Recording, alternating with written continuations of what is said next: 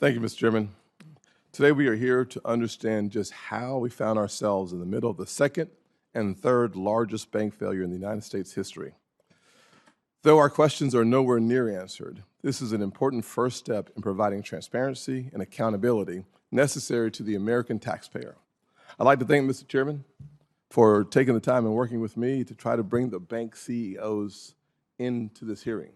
I think it's incredibly important that we hear from the folks specifically and uniquely responsible for the failure of these banks, the folks who manage them.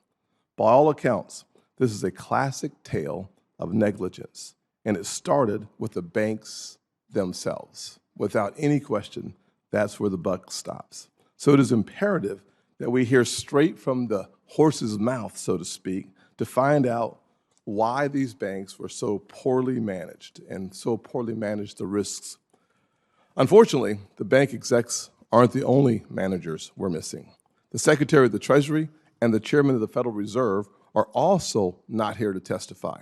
I don't mean to offend the witnesses that are here, but it is hard to believe that the Biden administration seriously is concerned about the failure that we're seeing when they themselves are shielding the top official at the Department of Treasury, the same official that briefed the president and invoked the system risk exception. Nor do we have Chairman Powell here.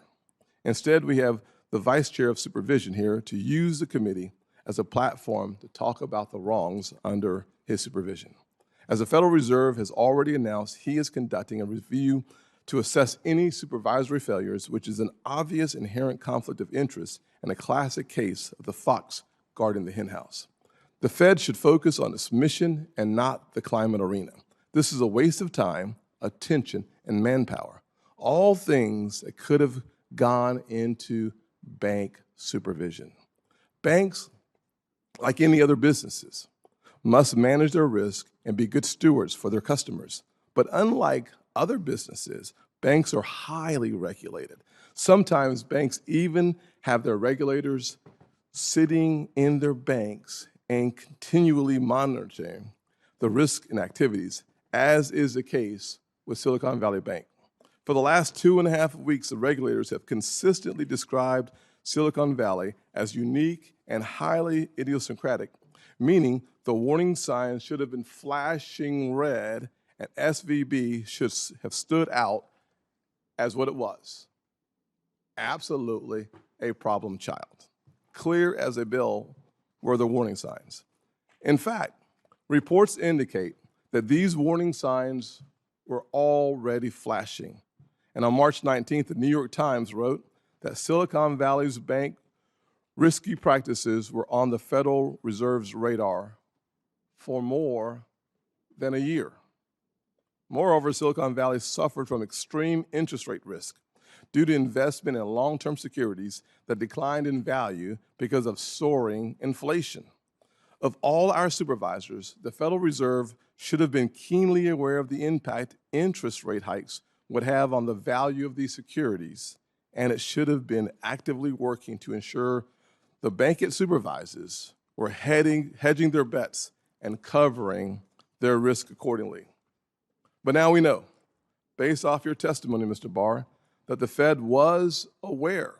In fact, in 2021, your supervisors found deficiencies in the bank's liquidity and its management, resulting in 6 supervisory findings. Later in 2022, supervisors then issued 3 findings related to ineffective board oversight, risk management weaknesses, and the bank's internal audit function.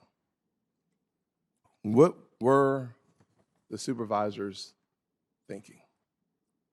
The law and the regulations are crystal clear. The Federal Reserve can take any supervisory or enforcement action it deems necessary to address unsafe and unsound practices.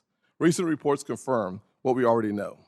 Your priorities and your work with the San Francisco Federal Reserve Bank President, Mary Daly, centered on climate change, an issue wholly unrelated to the Federal Reserve's dual mandate and role as supervisor. Given SVB's social and climate agenda, one must ask if SVB's investments in climate caused the regulators to be a bit more permissive of its risks.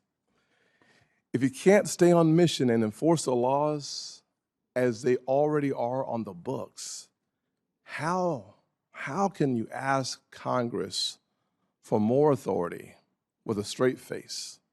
To that end, I hope to learn how the Federal Reserve could know about such risky practices for more than a year and fail to take definitive corrective action.